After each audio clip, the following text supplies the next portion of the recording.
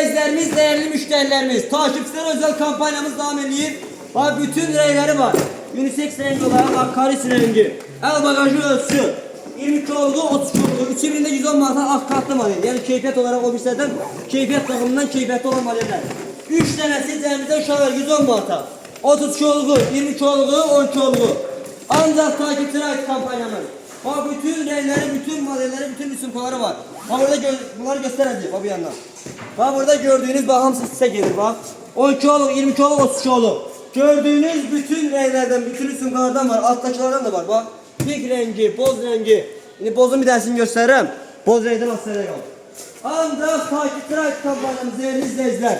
Sayfayı takip alın, gelin indirimlerden yararlanın. 110 manattan başlıyor en bazı patikalarımız. En büyük patikalarımız değerli izleyiciler. Cemde 120 manata.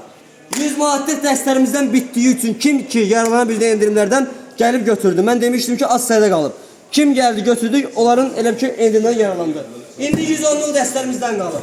Elastik material uşaqlar, keyfiyet bakımından o birisinin daha keyfiyetlidir. 360 litre profil model, en bazı patikalarımız 110'dan başlayır, en büyük patikalarımız 120 manata. Ancak takipçilere aittir. Hadi bir daha bu rengi göster. Bütün renkleri, bütün modellerle bir yerde 3000'de 110 manata.